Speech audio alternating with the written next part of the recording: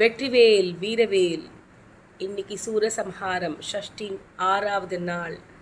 எனக்கென்று ஒரு உலகம், என் நாடு என் மக்கள் என்று உரைத்தார் நம் தமிழ்க்கடவுள் அழகிய முருகன். ஆமாம், சூரன் அப்படின்ற ஒரு அசுரன் வீரமகேந்திரபுரி அப்படின்ற ஒரு நாடை ஆட்சி புரிஞ்சிட்டு இருந்தார். அது இலங்கைக்கு பக்கத்தில் இருந்தது. அவர் இறைவன்கிட்ட வரம் கேட்குறார், சிவபெருமான் கிட்ட. பெண் வயிற்றில் பிறக்காத குழந்தை மூலமாக தான் நான் இறக்கணும் அப்படின்னு சொல்லி வரம் வாங்கிட்டு அவ்வளோ அட்டகாசங்கள் பண்ணிக்கிட்டு இருக்காரு. அப்போது எல்லாரும் இறைவன்கிட்ட போய் தேவர்களை சிறைப்பிடிச்சு வச்சிடுறாரு. இறைவன்கிட்ட போய் முறையிடுறாங்க எல்லாரும், எங்களால் இந்த துன்பத்தை தாங்க முடியல அப்படின்னு சொல்லி. அப்போ இறைவனோட நெற்றிக்கண்ணில் தோன்றியவர் தான் முருகர்.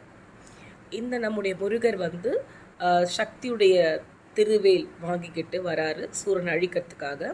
சூரன் இருக்கிற இடம் வீரமகேந்திரபுரி. ஏன்னா அந்த ஊரில் யாரும் வணங்கி இருக்கக்கூடாது, யாரும் வளைந்து போகக்கூடாது, வீரமகேந்திரபுரி அப்படின்னு பேர் வைக்கிறாரு.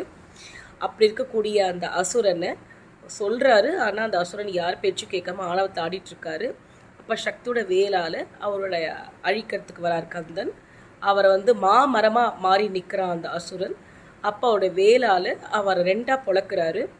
இங்கே அசுரனுடைய மனைவி பதுமகோபலை சிவன் பக்தர். அவங்க நான் என்றைக்குமே சுமங்கலியாக தான் இருக்கணும்னு இறைவன்கிட்ட வேண்ட, அப்படியே இறைவன் அருள் புரிய இந்த அசுரனும் முருகர்கிட்ட கையேந்தி மன்னிப்பு கேட்குறாரு. அப்போ அவர் மன்னிப்பு ஏற்றுக்கிட்டு அவர் ஆணவம் அழிஞ்சதுனால ஒன்று இந்த மரம் ரெண்டாக பிளந்ததை ஒன்று சேவலாகவும் ஒன்று மயிலாகவும் ஏற்றுக்கிறாரு.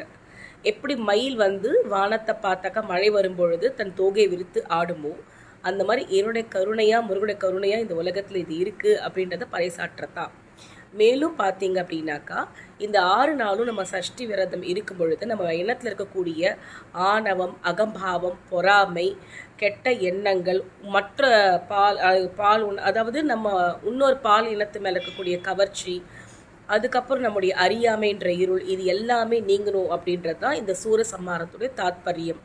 ஒரு வேளை தின்பவன் யோகி, இருவேளை தின்பவன் போகி, 3 வேளை தின்பவன் ரோகி.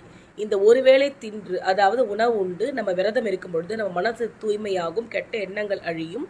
யோக நிலையில் இருக்கும்போது நம்ம எண்ணத்துக்கு ஒரு தெளிவு கிடைக்கும். நம்ம இறைவன் மேலே நம்பிக்கை வைத்து இந்த 6 நாளும் விரதம் இருக்கும் பொழுது இறை உணர்வை புரிஞ்சுப்போம், நம்ம கெட்ட எண்ணங்கள் அழிஞ்சிடும்.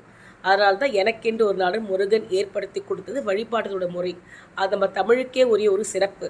தமிழ் கடவுளாக இருக்க அந்த அழகிய முருகன் நம்ம மக்களுக்கெல்லாம் வழிகாமிச்ச இந்த விதத்தை நம்ம பின்பற்றி முருகனை வேண்டி, தமிழ் கடவுளை வேண்டி இந்த விரதத்தை நல்லபடியாக முடிப்போம். நன்றி, வணக்கம்.